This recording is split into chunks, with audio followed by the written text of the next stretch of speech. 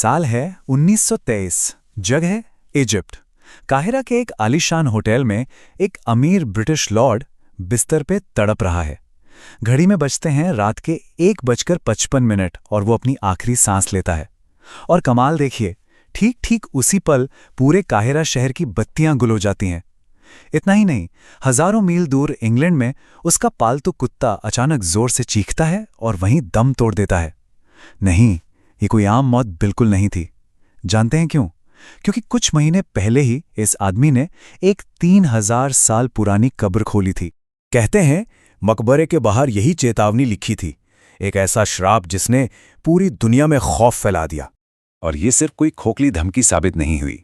अगले 6 सालों के अंदर इस कब्र से जुड़े 22 लोगों की बड़ी ही रहस्यमयी परिस्थितियों में मौत हो गई।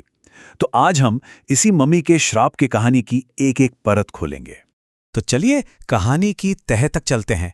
आखिर ये सब शुरू कैसे हुआ? मकबरा खुलने के कुछ ही महीनों के अंदर मौतों का एक डरावना सिलसिला शुरू हो गया।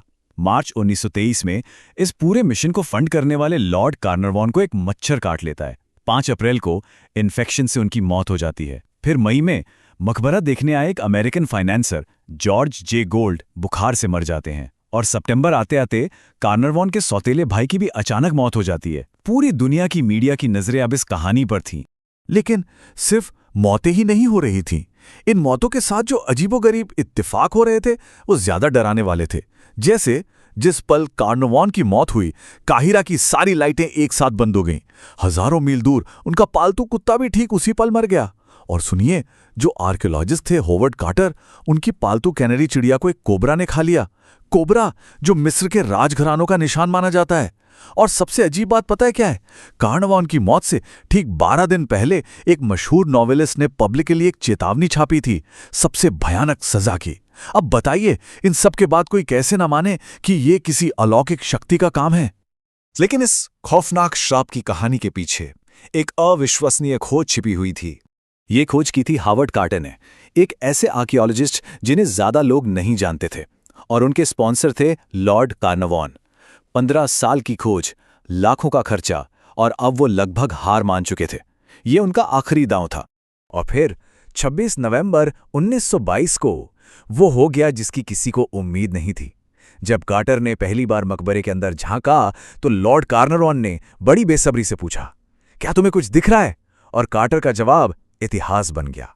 हाँ, अद्भुत चीजें। अंदर 5398 बेशकीमती चीजें थीं जो 3000 सालों से किसी ने छुई तक नहीं थी, एकदम वैसी की वैसी। लेकिन इस खोज के साथ आया श्राप का सबसे पुख्ता सबूत। लॉर्ड कार्नरवॉन की मौत कैसे हुई थी? बाएं गाल पर एक मच्छर के काटने से, जो इन्फेक्टेड हो गया था। अब सुनिए, जब वैज्ञानिकों ने तूतनखामेन की मम्मी की ऑटोप्सी की तो जानते हैं उन्हें क्या मिला? ठीक उसी जगह मम्मी के बाएं गाल पर एक गोल घाव का निशान। एक 3000 साल पुरानी मम्मी और एक मॉडर्न आदमी के चेहरे पर एक ही जगह एक जैसा निशान। बस इसी बात ने दुनिया को यकीन दिला दिया कि श्राप असली है। तो यहां आकर यह सवाल खड़ा होता है कि क्या यह वाकई एक 3000 साल पुराना श्राप था, या फिर कहानी कुछ और ही थी? चलिए अब सिक्के का दूसरा पहलू देखते हैं और इस श्राप की पहेली को सुलझाने की कोशिश करते हैं। सबसे पहले वो मशहूर चेतावनी याद है, मौत तेज पंखों पर सवार होकर आएगी। खैर, सच तो ये है कि ऐसी कोई चेतावनी कभी थी ही नहीं। मकबरे के सिक्योरिटी चीफ ने सालों बाद खुद ये बात मानी।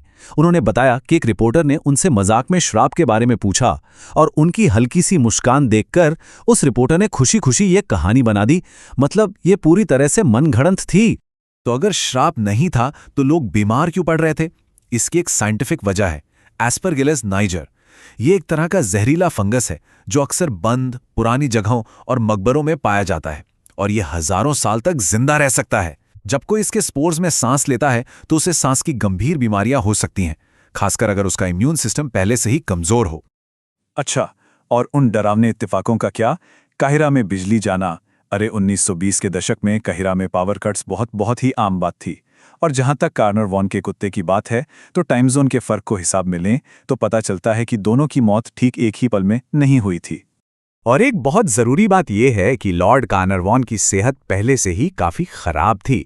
असल में वो लंदन की कड़ाके की सर्दियों से बचने के लिए ही तो इजिप्ट आए थे। और ये वो जमाना था जब पेनिसिलिन नहीं होती थी। उस दौर में एक मामूली कीड़े का काटना भी जानलेवा साबित हो सकता था। चलिए अब कहानियों और इत्तेफाकों को एक तरफ रखते हैं और सीधे सीधे आंकड़ों पर नजर डालते हैं। साल 2002 में ब्रिटिश मेडिकल जर्नल ने एक बहुत दिलचस्प स्टडी की। उन्होंने इस श्राप को साइंटिफिक तरीके से परखा। उन्होंने उन 25 लोगों की औसत उम्र देखी जो मकबरे के अंदर गए थे और उनकी तुलना उन 19 लोगों से की जो वहां थे पर अंदर नहीं गए। नतीजा जानते हैं क्या निकला? दोनों ग्रुप्स की उम्र में कोई खास फर्क था ही नहीं। बल्कि बात तो ये है कि जिन लोगों को शापित माना जा रहा था, उनकी मौत की औसत उम्र 73 साल थी, जो उस जमाने में उनके सोशल क्लास के लोगों की औसत उम्र से थोड़ी ज्यादा ही थी। और अब श्राप की कहानी का सबसे बड़ा तोड़, वो लोग जिन्हें श्राप का पहला और सबसे बड़ा निशाना होना चाहिए था, उनका क्या हुआ? चलिए देखते हैं। हॉवर्ड कार्टर, वो आदमी जिसने मकबरे को खोला, वो 16 साल और जिया। 64 की उम्र में उसकी मौत हुई। लेडी एवेलिन, जो सबसे पहले अंदर जाने वालों में से एक थी, वो तो 57 साल बाद 78 साल की उम्र में गुजरी। और वो डॉक्टर साहब जिन्होंने मम्मी की ऑटोप्सी की थी, डॉक्टर डगलस डेरी, वो पूरे 35 साल और जिए, 87 साल की उम्र तक। अब ये कैसा श्राप है जो अपने मेन टारगेट को ही भूल गया? तो अगर श्राप सिर्फ एक कहानी थी, एक मिथक था, तो इस पूरी दास्तान का असली मतलब क्या है? प्राचीन मिस्र में एक मान्यता हुआ करती थी कि इंसान असल में तभी मरता है जब उसका नाम लेना बंद कर दिया जाता है। सच तो यह है कि तूतनखामेन कोई बहुत बड़ा फ़ैरो नहीं था। उसके बाद आए राजाओं ने उसका नाम इतिहास के पन्नों से मिटा दिया था, और शायद इसीलिए 3000 सालों तक दुनिया उसका नाम भूली रही और उसका मकबरा चोर लुटेरों से बचा रहा। तो आखिर में ये सवाल बचता है, क्या ये एक श्राप था जिसने कुछ लोगों की जान ले ली, या फिर ये एक आशीर्वाद था जिसने वक्त की धूल में खो चुके एक 18 साल के राजा को हमेशा हमेशा के लिए अमर बना दिया? क्योंकि इस श्राप की वजह से ही आज तूतनखामेन इतिहास का सबसे मशहूर फ़ैरो है, जिसका नाम अब शायद ही कोई कभी भूलेगा।